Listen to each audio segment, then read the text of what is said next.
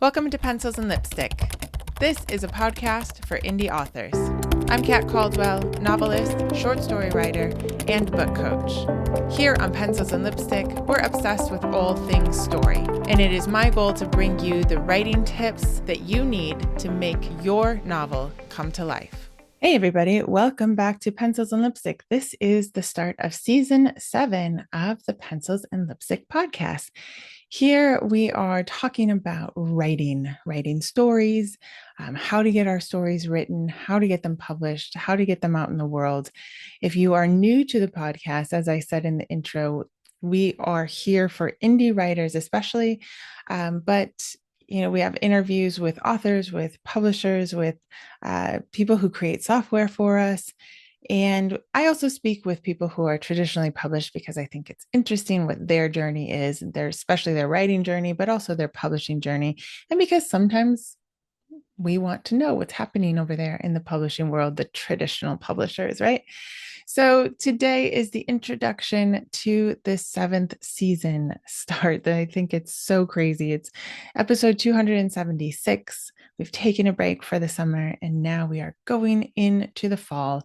Kids are back in school and writing routines have probably changed up a bit. The weather is changing, probably not on the middle of the world, the equator, but the rest of us have a bit of a change in weather. And as usually happens per this time of year, spring and summer and fall, things just shift, right? So I think it's a good idea to reevaluate what happened in the summer, and then we go into the fall. And we have quite a few interviews already set up all throughout September and into October. So buckle up. You are going to have some really great podcasts to accompany you on your drive to work or your drive to pick up the kids or whatever you do for fun when you're driving from A to Z. But today, I just want to recap a little bit and give you guys some news.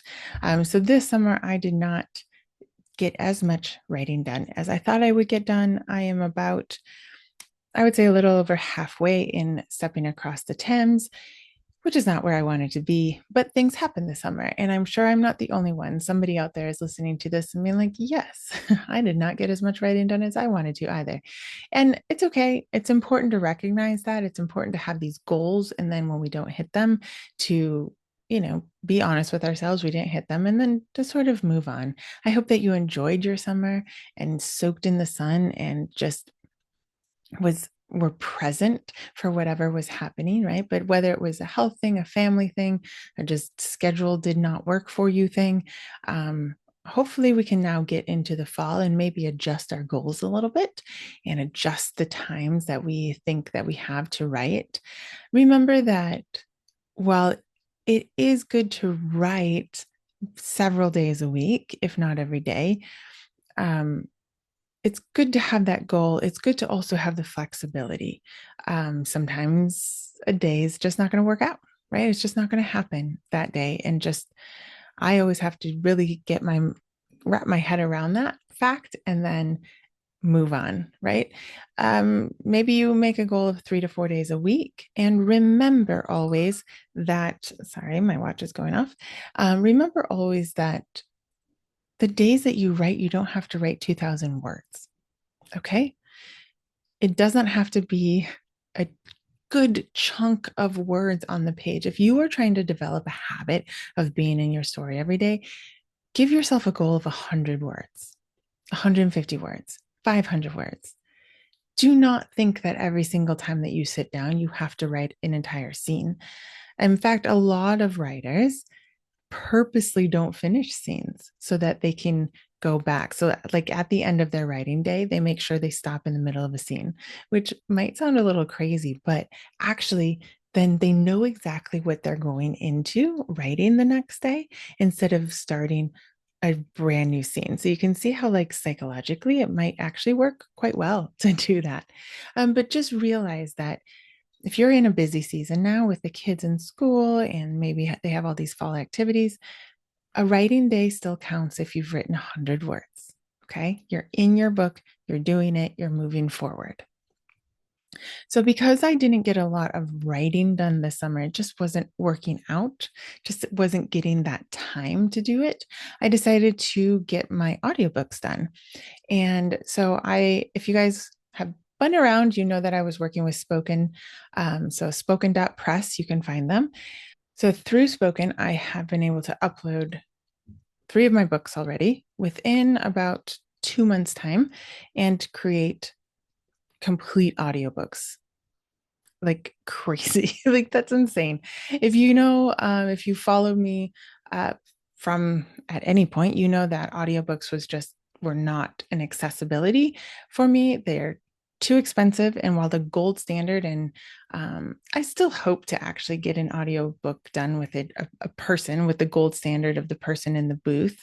I am so excited about Spoken. I met them back in March at a writing conference, and they have been working to create this company that makes audiobooks accessible to indie authors, which then makes them accessible to a whole, slew of readers who, for whatever reason, whether it's, physical or just busyness, prefer audiobooks. Now, Spoken works with 11 Labs and with Hume, and I've looked into Hume because I wanted to know what all these things were before I talked to you guys about it. Hume is like, as far as I can understand, you guys can go look at it. It's hume.ai. They've been working to create emotions in AI, and it looks like there's some sort of emotive business. Their whole philosophy is on like studying human emotions and all that. And somehow they've also gotten into like creating AI voices that have emotions and show emotions. And so, because of that technology, Spoken now has that ability within the audiobook um, software that they've created to have these different emotions, which is super incredible. They've also worked, so like Hume and 11 Labs, they've worked with voice actors. I really have looked into it. I believe that it is as ethical as you're going to get for AI. They've worked with voice actors. They are not just pulling voices from movies. They are getting real voices, real actors. Yes, they create voices as well through that, but that you have the ability to choose to use a voice actor. And yes, the voice actor through Spoken will actually get paid again through Spoken, whether they've been, paid through Hume and 11 Labs on the work they've done there as well. I don't know. I assume so. Both Hume, 11 Labs have, their ethics policies and how they recognize that things should not be stolen, and you can read all about it on both of their websites. So I really believe that it is something you should consider if you are really on the anti-AI soapbox. I would just have you consider the fact that AI is here, people are using it. I don't necessarily agree with using it for your writing. I think that it doesn't help your creativity in a lot of ways. I don't truly believe in this. We need to pump out more content for people to read. I think what people want is real deep content and books that have been written by humans. That's just my opinion. You are free to do with that with AI whatever you want. I really believe that the whole writing part and the creativity part is something that you should continue to push yourself in. But there are things, of course, that you can use AI for. There are a lot of people um, using it, have been using AI because of physical disabilities or physical or mental differences, right? So we've been using AI for a long time. Those AI voices have actually been a real issue in the dyslexia world because the old voices were just so boring and horrible and robotic. So I'm actually, just for my kid who's dyslexic, excited to have voices that are more human like. And I think that that goes into audiobooks as well. It definitely makes it accessible. I have spent only a couple $100s on my audiobooks versus the thousands that it would take to create an audiobook. And I have argued this on TikTok, and I will tell it to you here. I did not take work away from a voice actor because the truth is, I can't afford to do it now. So it wasn't going to get done. In fact, the voice actors who I used got paid. They certainly didn't get paid thousands of dollars, but they got paid for not doing anything because it was just the voice that they recorded that they got that I use, and therefore they got paid from participating with spoken. So it is possible that actually these voice actors will get a little bit of a residual income on the side while doing their voice acting in real time jobs. Again, I think voice actors are the gold standard. It's just not accessible for most of us. If you haven't yet published a book, you might not know that it takes a good $2,000 to $5,000 just to publish the book. Most books take about $1,000 to $2,000 just to edit them. All right. If you want a good editor, you are going to spend about that. And this is all money that we're investing up front with, the plan and the hope that the book will sell enough to pay us back, right, as indie authors. So all of these things add up.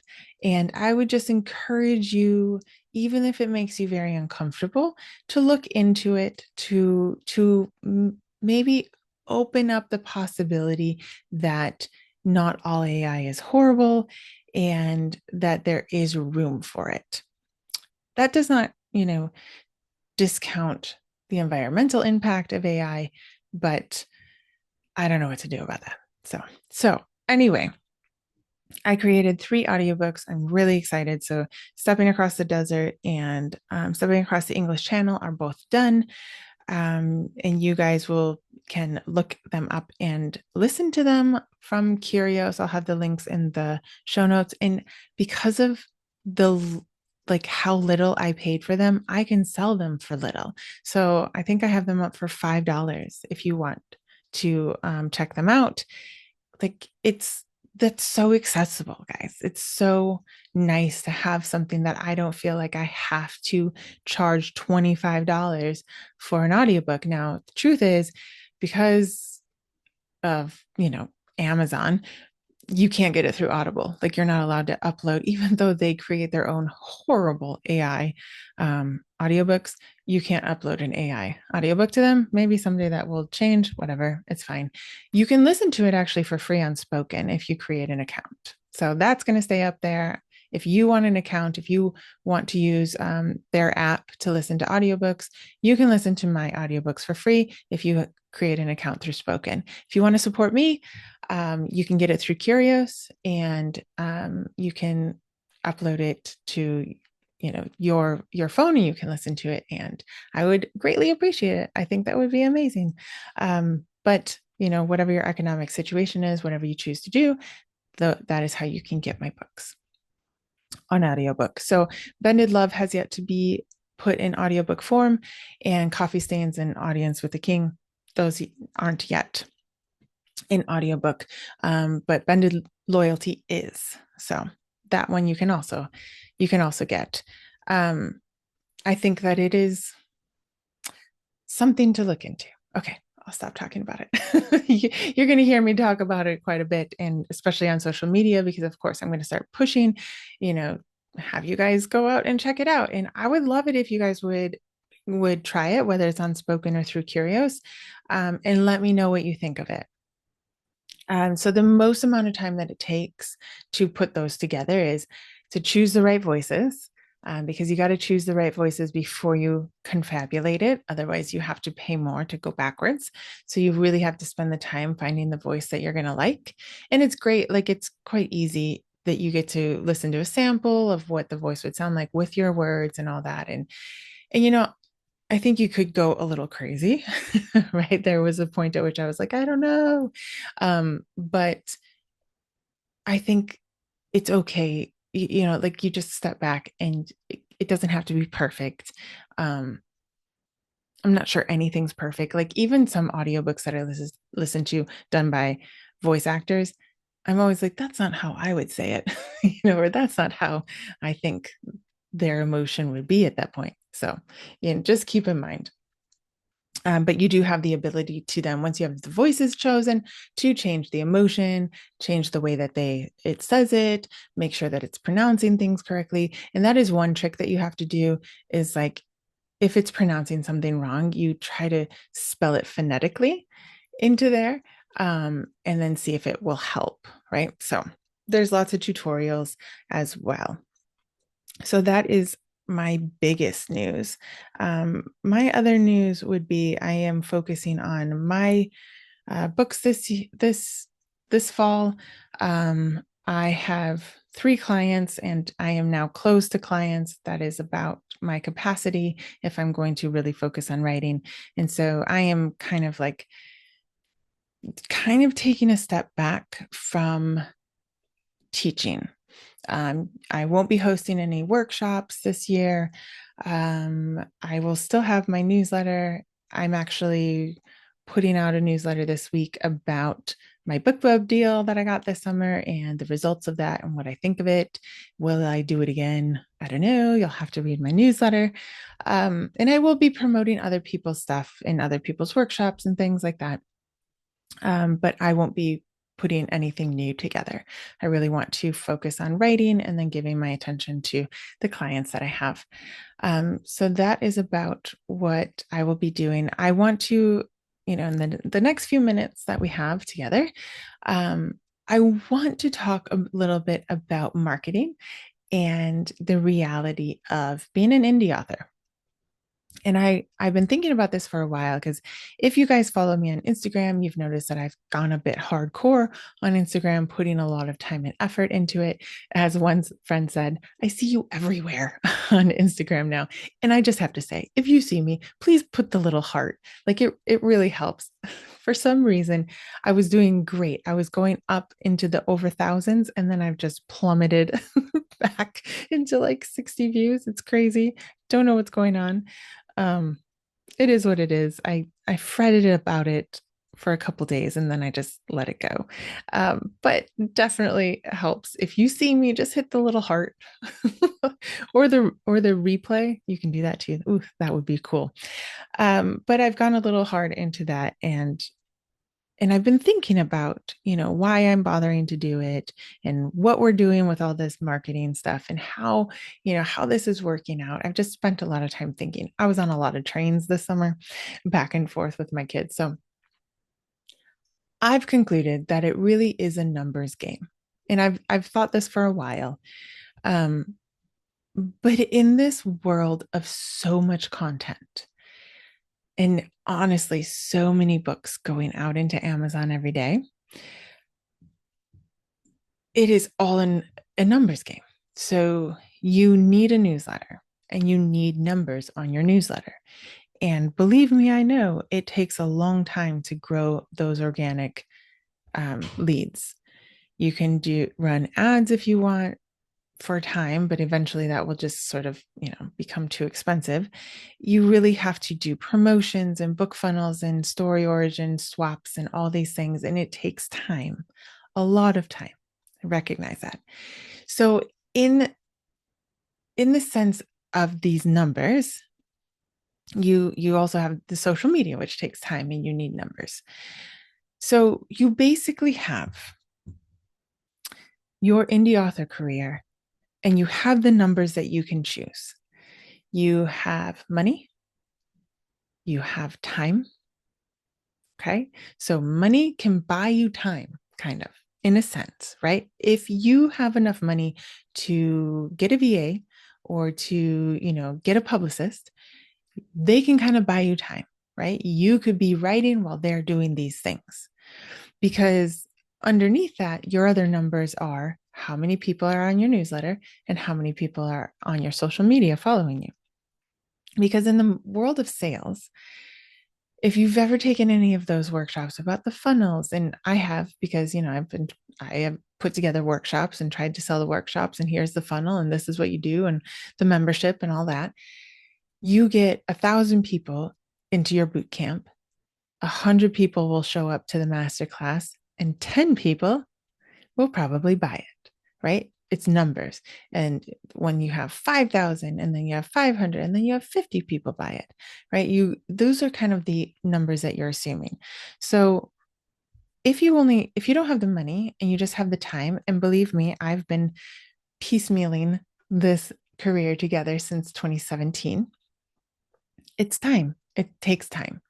You know, if I had $5,000, I could send my book out to a voice actor, have them do it. It would most likely be fine. I would listen to it, give my approval, and it would be done. And all that time that they took to record it, I would be working on my next book. It just takes money, right? It's a number, it takes money. Now, since I don't have that money, I took the time to upload it and listen to the whole thing and make it re-speak it and re-edit it. And it probably takes double the amount of time of what the final book will be. So you figure that out, and that's your number. That's your time. I'm saving money, but I'm investing my time. In order to get the newsletter subscribers, you could pay a VA. You could pay somebody to help you get into those promotions, write up the emails, figure that out and just watch them roll in. If you don't have the money, you're investing your time. That's your number. You're investing your time in getting those newsletter subscribers. And these are just things that we just have to accept. You are either spending your money or you're spending your time. Because in the end, you are competing with so many people out there and so many books. And yes, readers read many books a year, which is wonderful. Thank goodness. Right. But you've got to reach more and more and more people.